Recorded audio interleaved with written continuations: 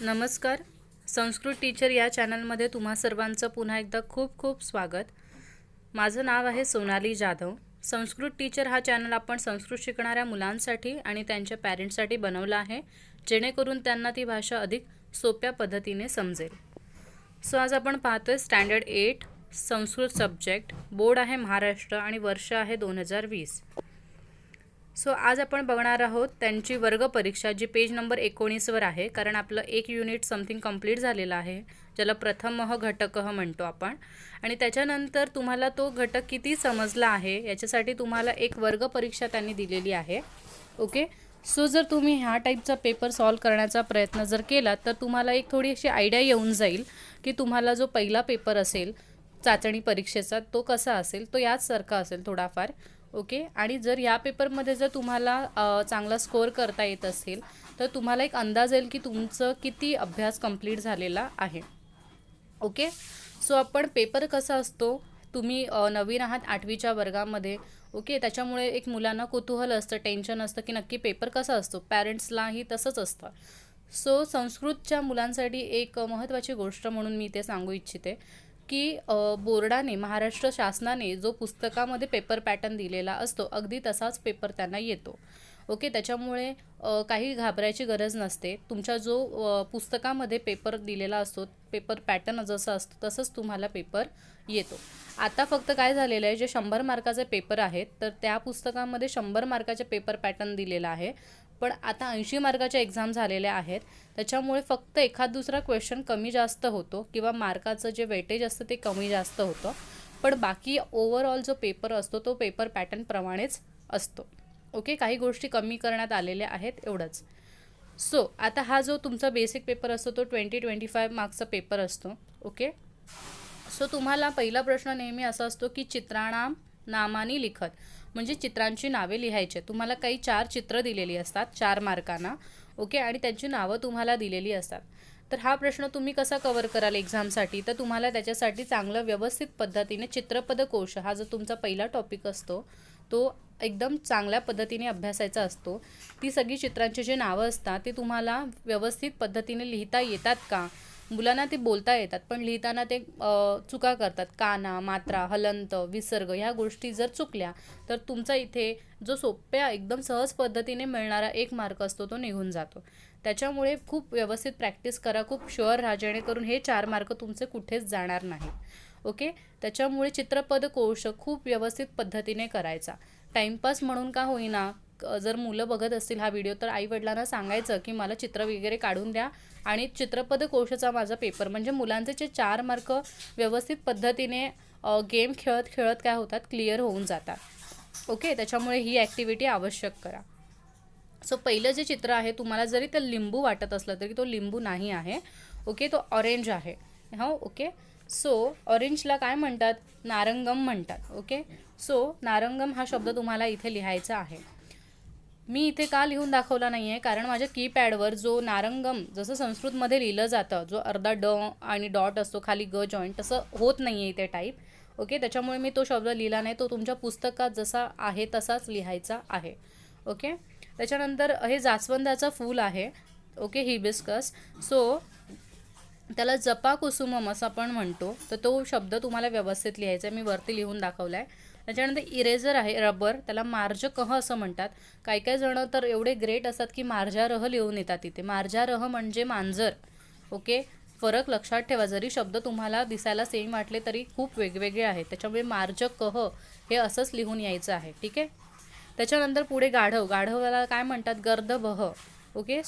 हे जे सगळे विसर्ग वगैरे आहेत ना, छोट्या छोट्या गोष्टी, त्या इग्नोर करू नका, त्या खूप महत्त्वाच्या आहेत. हे विसर्ग, हे हलंत, हे कंपल्सरी तुम्हाला लिहायचंच आहे तिथे. ओके. तुमचा पहिला प्रश्न अशा प्रकारे तुम्ही कव्हर करता. कुठला अभ्यास करून, चित्रपद कोश या विषयाचा अभ्यास करून, या धड्याचा अभ्यास करून. त्याच्यानंतर तुमचे 4 मार्क इथे कव्हर झाले. पुढे जाऊया आपण. दुसरा प्रश्न आहे वचनम अनुसृत्य चित्रनामानी लिखत, म्हणजे इथे तुम्हाला वचन म्हणजे एक वचन आणि द्विवचन किंवा बहुवचन याच्यावर हा क्वेश्चन असतो. म्हणजे हा पूर्णपणे हे 4 मार्क जर तुम्हाला वचन समजले तर तुम्हाला हे 4 मार्क कन्फर्म मिळू शकतात. ठीक आहे. आता तुम्हाला ह्याच्यासाठी मी एकदम सोपी ट्रिक सांगितलेली होती की द्विवचन जर तुम्हाला ओळखायचं असेल तर नेहमी औची मात्रा असते.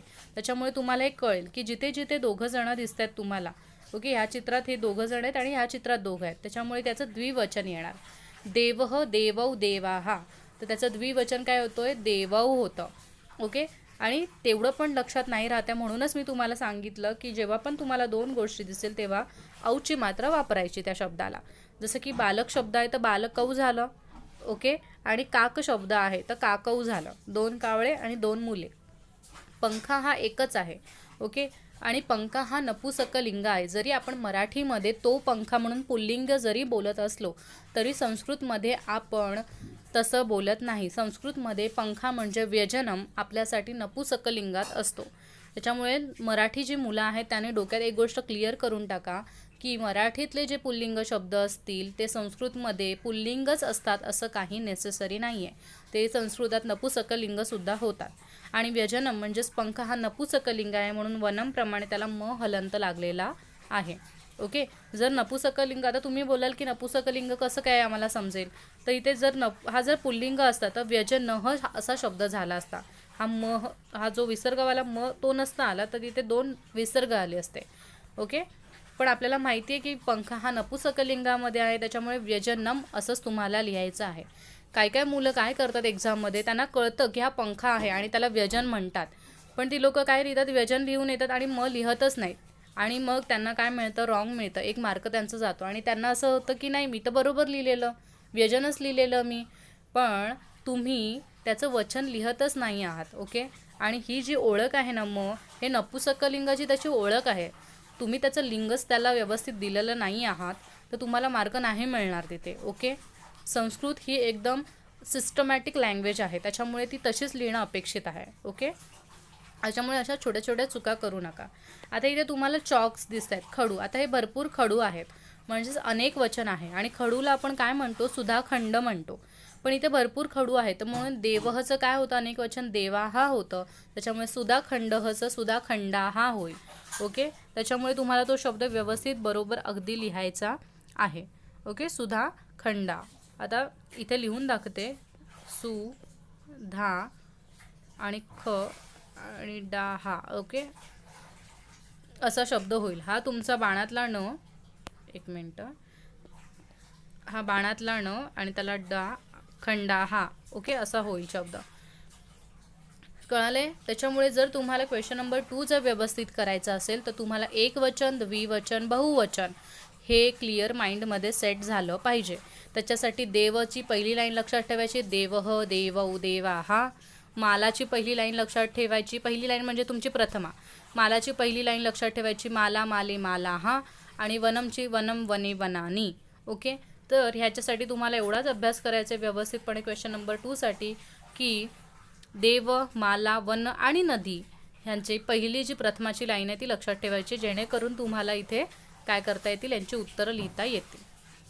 जेवढं सोपं होतं आहे तेवढ्या सोप्या पद्धती मी तुम्हाला, तेवढ्या सोप्या ट्रिक्स तुम्हाला सांगते आहे. ओके, सो तुम्हाला जे सुटेबल असेल ते तुम्ही अप्लाय करा.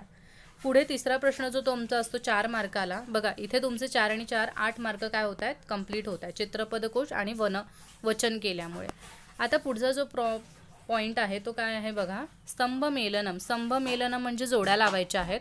आता या जोड्या कशा असतात बघा, इथे तुम्हाला काय दिसतात, सगळे कर्ता दिसतात. कर्ता म्हणजे सब्जेक्ट दिसतोय आणि इथे सगळे तुम्हाला काय दिसत आहेत, क्रियापद दिसतात. त्याच्यामुळे हा जो प्रश्न आहे तो कर्ता आणि क्रियापदाचा संबंध याच्याबद्दलचा आहे.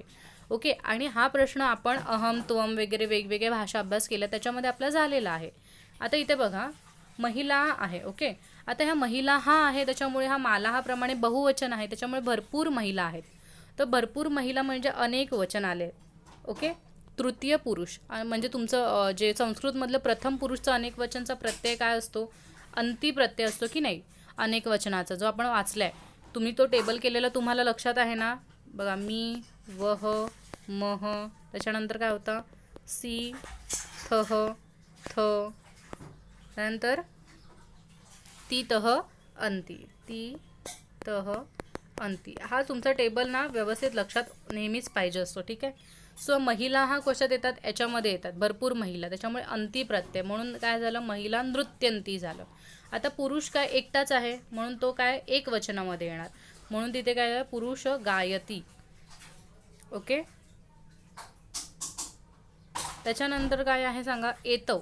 आता एतव म्हणजेच काय, हे दोघे. ओके, सो एतवचं काय येणार सांगा तुम्ही, एतव वदतः येणार. एतव म्हणजेच काय, दोघं जण. औची मात्रा म्हणजेच काय, द्विवचन. ओके, त्याच्यानंतर त्वम. काही चुकीचं बोलली असेल, कन्फ्यूजली हेच बोलली का मी, सॉरी, परत एकदा सांगते की एतव म्हणजे दोघं जण असतील तर काय लागणार आपल्याला, तह प्रत्यय लागणार, म्हणून एतव वदतः झालं. आणि त्वम म्हणजे इथे येतो ना आपलं मध्यम पुरुष, त्याच्यामुळे त्वमला काय असतो प्रत्यय, सी प्रत्यय असतो, त्याच्यामुळे काय येणार, त्वम पश्यसी म्हणजे तू पहा. सो तुमचे ह्याच्यासाठी जर हा तुमचा प्रश्न व्यवस्थित तुम्हाला करायचा असेल तर तुम्हाला हा टेबल पाठ असणं खूप महत्त्वाचं आहे. ओके, सो आपण परत बघूया. महिला नृत्यंती, पुरुषः गायती, एतौ वदतः आणि त्वम पश्यसी. ओके, महिला डान्स करतायत, पुरुष गातायत, त्याच्या पुरुष गातोय, एकटाच आहे ना, पुरुष गातोय, एतौ म्हणजे हे दोघे, वदतः म्हणजे बोलत आहेत, आणि त्वम तू पाहत आहेस, पश्यसी म्हणजे पाहत आहेस. सो तुमचं स्तंभमेलनम हा क्वेश्चन तुमचा कंप्लीट होतो जर तुम्ही तक्ता पाठ केलात तर, आणि तुम्हाला याचे एकवचन, द्विवचन, बहुवचन समजले तर. म्हणजे कुठलावाला तक्ता मी सांगितला जो मी तुम्हाला दिला आहे ना बनवून, ते बाजूबाजूलाच लिहायचं, अहमच्या बाजूला मी, आवामच्या बाजूला, तसं तो वाला तक्ता. ठीक आहे, सो हा पूर्ण प्रश्न तक्त्यांवर आधारित आहे. सो चौथा प्रश्न तुमचा अगदी सोपा असतो, संख्या हा अक्षरही लिखतः. ओके, सो तुम्हाला नंबर्स पाठ करायचे आहेत. आता हा 27 नंबर आहे, 27, त्याला काय म्हणतात, सप्तविंशती ही नंबर म्हणतात. 43 आहे, त्याला काय बोलतात, त्रिचत्वारिंशत.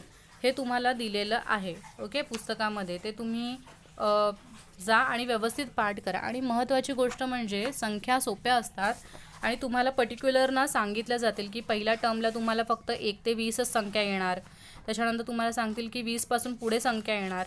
ओके, सो असं सांगितलं जाईल. आणि पेज नंबर 14वर ह्या संख्या आहेत तुमच्या. ठीक आहे, सो जर तुम्हाला आता वेळ असेल तर, एकदम खूप वेळ आहे आपल्याकडे सध्या, तर तुम्ही संख्या ह्या लिहून बघू शकता. ओके, आणि आईवडिलांकडे किंवा बहीण भावाकडे चेकिंगला देऊ शकता, जेणेकरून तुमच्या संख्या व्यवस्थित होतील. संख्यांमध्ये महत्त्वाची गोष्ट एकच लक्षात ठेवायची, कुठेही चुका लिहिण्यात करायच्या नाहीत. काना, मात्रा, विलांटी, ओके, हलंत वगैरे व्यवस्थित द्यायचे. ओके, कारण मुलांना खूप ओव्हर कॉन्फिडन्स असतो कधी कधी, अरे संख्याच आहे ना, अरे चित्रपट कोशच आहे ना, ते तर माझं पाठ आहे, आणि त्याच्यामध्ये सिली मिस्टेक करून येतात, हलंत देत नाही, विसर्ग देत नाही, किंवा काना मात्रा चुकवतात. ओके, त्याच्यामुळे अजिबात ओव्हर कॉन्फिडंट राहू नका, लिहून बघा. जोपर्यंत तुम्ही लिहून बघत नाही तोपर्यंत अजिबात तुम्हाला शुअरिटी झाली नाही पाहिजे. ओके, लिहा, स्वतः चेक करा, स्वतःच्या चुका लक्षात ठेवा आणि त्या रेक्टिफाय करा, क्लिअर करत जा. ठीक आहे, सो इथे तुमचा 1 मार्क, कारण अर्धा आणि अर्धा मार्कच आहे याला. सो 1 मार्कासाठी तुम्हाला ज्या 50 संख्या आहेत त्या करायच्या आहेत, पण अगदी सोप्या आहेत. ओके, त्याच्यामुळे तुमच्या त्या होऊन जातील. पुढे जाऊया आपण. प्रश्न क्रमांक 5. एकदम सोपा असा प्रश्न आहे. याच्यासाठी मी ट्रिक तुम्हाला इथे रेड याच्यामध्ये लिहिलेली आहे. शब्दान पृथक कुरुत केवलम षट, म्हणजे सगळ्या शब्दांना वेगवेगळं करायचं आहे, तुम्हाला विभागायचं आहे, आणि फक्त 6 संख्या म्हणजे 6 शब्द करायचे आहेत. आणि दिलेत किती बघा, 1 2 3 4 5 6 7 8 दिले, त्याच्यापैकी कोणतेही 6 करायचे आहेत. पण मी तुम्हाला सांगते की 8च्या 8 क्वेश्चन तुम्ही करून यायचे, कारण जर चुकून वगैरे आपला एक शब्द चुकीचा राहिला म्हणजे झाला तर प्रॉब्लेम नको, सिक्युरिटी म्हणून 8 करून यायचे. असं पण 2 शब्द लिहायला काय आपल्याला जास्त वेळ लागणार नाही आहे. आता शब्द बघा, ह्याच्यामध्ये काय असतं की पुल्लिंग, स्त्रीलिंग आणि नपुसकलिंग असे सगळे शब्द मिक्स करून दिलेली असतात आणि तुम्हाला ती वेगवेगळी करायची असतात. सह म्हणजेच पुल्लिंग, सा म्हणजे स्त्रीलिंग आणि तद म्हणजे नपुसकलिंग. सो ओळखायचं कसं, एकदम सोपं सांगते. ज्याला विसर्ग दिसेल तुम्हाला तो जास्त करून तुमचा काय असतो, पुल्लिंग शब्द असतो, मग तो ह्याच्यामध्ये लिहायचा या कॉलममध्ये. ज्या शब्दाच्या शेवटी तुम्हाला आ असा आवाज येतो ते सगळे स्त्रीलिंगी असतात, ते इथे लिहायचे. आणि ज्या शब्दांना तुम्हाला शेवटी म असा हलंत दिसेल ते सगळे नपुसकलिंग असतात, ते या कॉलममध्ये लिहायचे.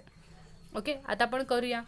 आता फक्त आपण हे बघूया, पुल्लिंगी शब्द विसर्ग कुठे आहे, चंद्रह, गजह. ओके, त्याच्यामुळे चंद्रह आणि गजह हे जे शब्द आहेत ते तुमचे कुठे येणार, इथे येणार ह्या कॉलममध्ये. पुढे आपण पुढचा बघूया. सा, सा म्हणजे ज्याचा आवाज आने एंड होतो, जसं की माला आ झाला, त्याच्यानंतर मापिका आ झालं, पादरक्षा शा आ झाला, त्याच्यामुळे हे इथे येणार. ओके.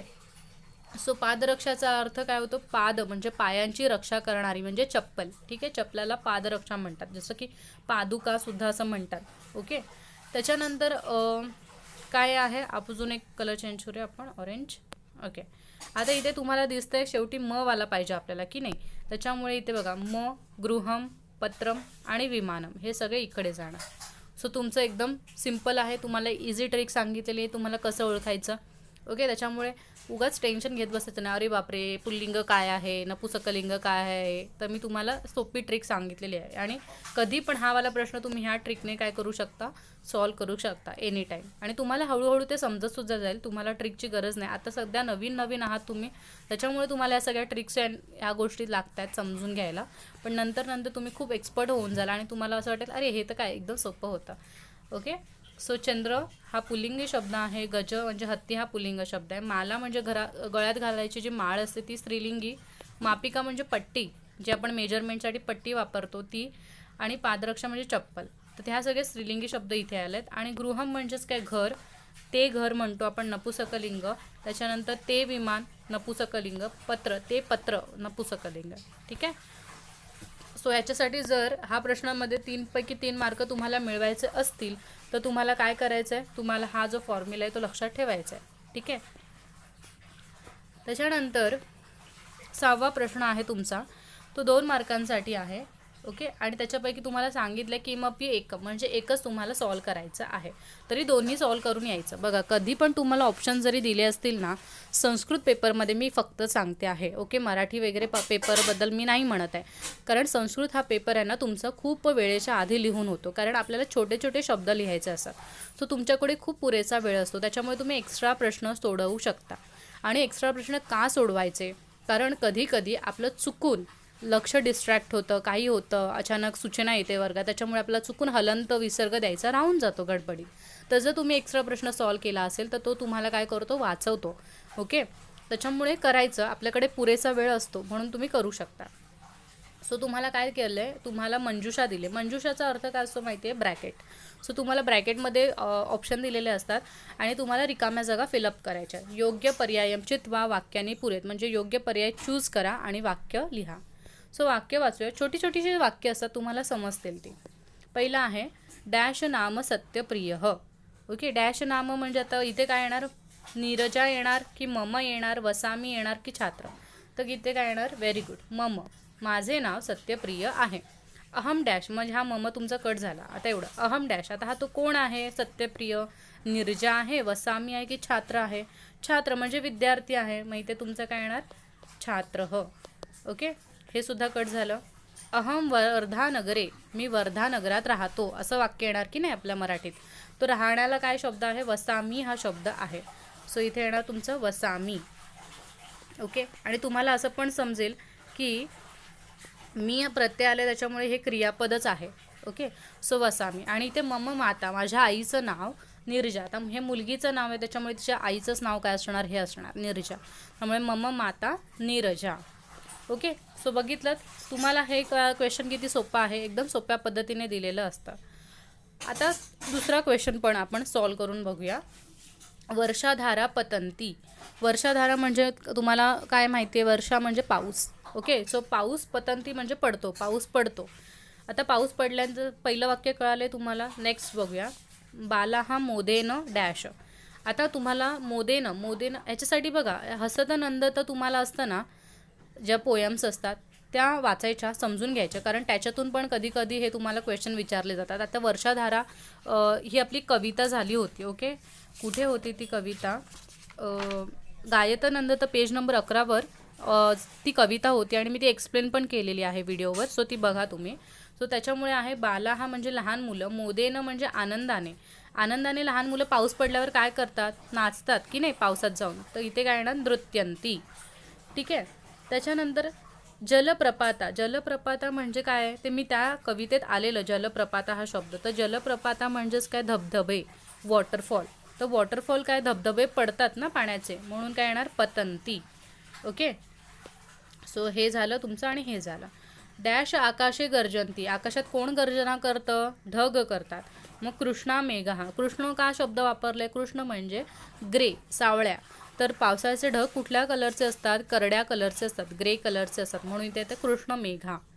आणि शेवटचं काय आहे मग? डॅश सागरम प्रतिवहंती, कोण सागरांकडे जातं? तर नद्या जातात सगळ्या, म्हणून नद्यः म्हणजे नद्या, सागराप्रती म्हणजे सागराकडे, प्रति याचा अर्थ होतो कडे, वाहत जातात.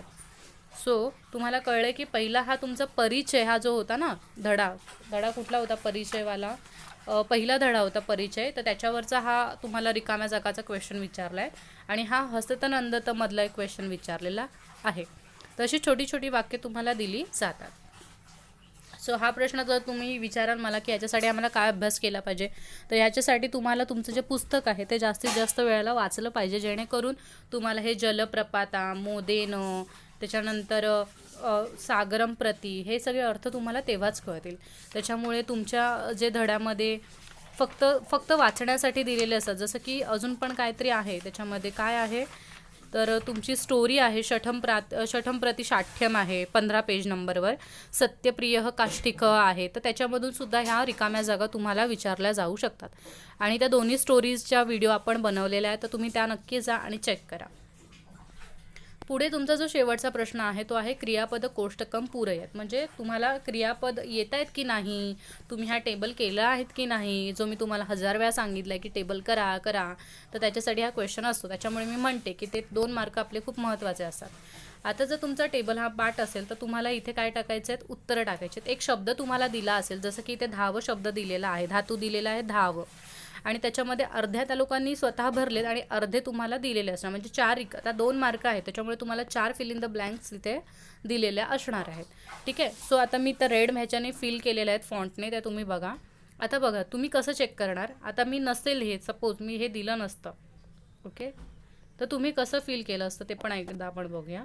आता इथे बघा धावा मह शब्द आहे, तर हा तुमचा मह, हे तुम्हाला पाठ करायचं आहे, तुमच्या डोक्यात असलं पाहिजे, असं बाजूला दिसणार नाही आहे ते. ओके. सो धावा मह शब्दाच्या बाजूला काय इथे वह शब्द आहे आणि इथे मी प्रत्यय आहे. मग तुम्हाला काय करायचं आहे, तर तुम्हाला धाव शब्दाला वह प्रत्यय लावून धावा मह असं शब्द बनतो आणि मी लावल्यावर धावा मी शब्द बनतो. त्याच्यानंतर एवढं झाल्यावर तुमचा हा शब्द सी दिले आणि थ दिले, मग आता उरला हा थ, मग धावला थ लावा, धाव थ शब्द बनतो. त्याच्यानंतर धाव शब्दाला काय पाहिजे, हे दोन्ही बनवलेले आहेत आणि मग धावला फक्त ती प्रत्यय लावायचं की धावती असा शब्द तुमच्याकडे बनून जाणार, म्हणजे क्रियापद तुमचं असं बनेल. ओके. सो अशा प्रकारे आपल्याला काय करायचं आहे, हा टेबल कंप्लीट करायचा आहे आणि एकदम व्यवस्थितपणे करायचं. इथे तुम्हाला मी परत एकदा सांगते की जेव्हा उत्तम पुरुष असतो तेव्हा आची मात्रा लागते. आची मात्रा म्हणजे काना लागतो. तुम्हाला इथे दिसतंय फक्त धाव मी असा शब्द नाही झाला, तर धावा मी असा शब्द झाले. धाव वह नाही लिहिले मी, तर धावा वह लिहिले, तर आची मात्रा लागते उत्तम पुरुषमध्ये. सो यासाठी तुम्हाला हा व्यवस्थित तक्ता जो आहे, परस्मै पद, वर्तमान काळाचे प्रत्यय असं त्यांना म्हटलं जातं, ते पाठ करायचे आहेत. आणि ज्या मुलांना खूप विसरण्याची सवय आहे, पाठांतर करतात पण एक्झामला गेल्यावर एकदम ब्लँक होऊन जातात, तर त्यांच्यासाठी एक टिप की जेव्हा पण तुम्ही पेपरला जाल तेव्हा हा तक्ता पेन्सिलने तुमच्याच आन्सर शीटवर, क्वेश्चन पेपरवर नाही, आन्सर शीटवरच छोट्यासं लाईट हँडरायटिंगमध्ये लिहून काढायचा आणि तुमचं हा प्रश्न तुम्ही सगळ्यात पहिला सॉल्व करून घ्यायचा पेपर मिळाल्यावर. ओके. नाहीतर तुम्हाला उगाचच कोणी बोलेल की नाही तुम्ही कॉपी केली आहे, तुम्ही कुठून तरी बघून लिहिलं आहे, तर तसं अजिबात होता कामा नये. फक्त आपल्याला विसरायची सवय असते आणि त्याच्यामुळे हा क्वेश्चन एंडिंगला येताना मुलं अर्ध्या भीतीने अर्ध्या गोष्टी विसरून जातात. त्याच्यामुळे ज्यांचा विसरण्याचा प्रॉब्लेम आहे त्यांनी सगळ्यात पहिलं उत्तरपत्रिका भेटल्यावर हा तक्ता छोटासा लाईट हँडरायटिंगमध्ये लिहायचा आणि आन्सर क्वेश्चन पेपर जेव्हा तुम्हाला मिळतो तेव्हा हाच पहिला प्रश्न सॉल्व करून घ्यायचा. ओके. त्याच्यामुळे नंतर मग आरामात पेपर सोडत बसायचं. ओके. सो ही तुमच्यासाठी टिप आहे. So thank you so much. तुम्हाला कळलं असेल की तुमचा जो पहिला पेपर असणार आहे तो कसा असणार आहे, तर असा असणार आहे तो पहिला पेपर.